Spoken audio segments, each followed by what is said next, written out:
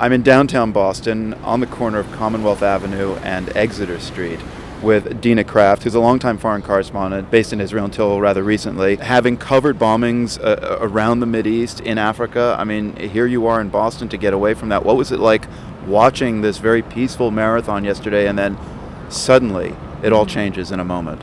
Well, I actually coming down earlier to watch the marathon, in part because, everyone talks about the mythology of the race and the buzz and the vibe, and it was amazing watching people sort of cheering and clapping and like the real sort of go, go, go sort of feeling. But then I went home. Actually, I had to go do something, so I went home and then I heard about the bombing, turned on the radio, assuming, oh my gosh, there must be news, and there just wasn't any news.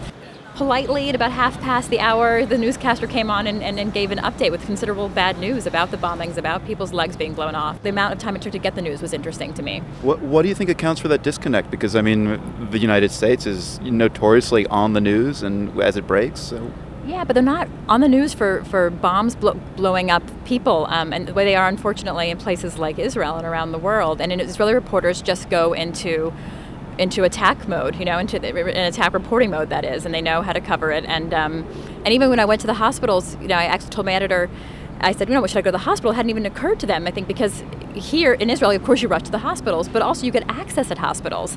Within about an hour, you're talking to families of victims, you're talking to people the more lightly injured in their beds, scarred up and wounded, but still talking. Because part of the Israeli idea is to get the story out, to tell people what's going on, but also it's a much more informal society, and here there are rules and privacy and procedures. Here, as you know, a few blocks away from us, the crime scene is completely sealed off.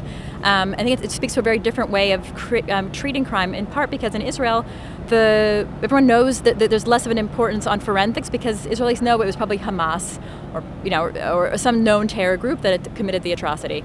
Here, we don't even have a call of responsibility. I imagine one huge contrast for you is just how downtown Boston, in a matter of 24 hours, has become completely militarized, which is probably looks a lot like Israel. Coming back from the hospital, I saw this huge truck covered in blue flashing lights, and it was a National Guard vehicle, and there are Marines, patrolling the T-stop by MIT. I mean, this is not what you normally see.